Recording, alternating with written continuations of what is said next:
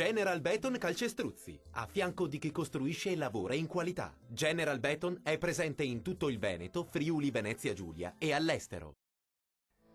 Ben ritrovati al meteo. Pressione in ulteriore aumento sull'Italia, bel tempo dunque sulle nostre regioni. Vediamo il dettaglio. Sul Veneto ampio soleggiamento ovunque al mattino, ma dal pomeriggio non si esclude qualche breve acquazzone di calore sui monti. Altrove invece si manterrà buono, con cielo sereno o al massimo poco nuvoloso un po' su tutti i settori. Temperature minime tra 16 e 21 gradi.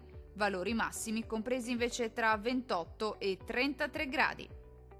Spostiamoci ora a vedere che tempo farà sul Friuli Venezia Giulia. Poche novità anche sulla nostra regione, il tempo sarà in prevalenza asciutto e stabile, con ampio soleggiamento al mattino, poi con qualche rovescio sulle Alpi, ma generalmente di breve durata.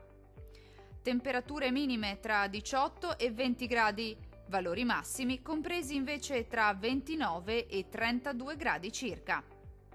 Infine, la situazione meteorologica del Trentino Alto Adige. Prosegue il bel tempo un po' su tutta la nostra regione, con ampio soleggiamento ovunque. Qualche temporale, tuttavia, sarà possibile al pomeriggio sui settori meridionali della nostra regione. Temperature minime sui 17 gradi. Valori massimi oscillanti invece tra 30 e 32 gradi circa.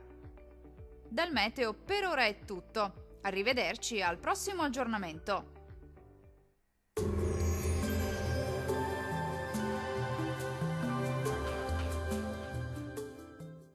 General Beton Calcestruzzi, a fianco di chi costruisce e lavora in qualità. General Beton è presente in tutto il Veneto, Friuli, Venezia Giulia e all'estero.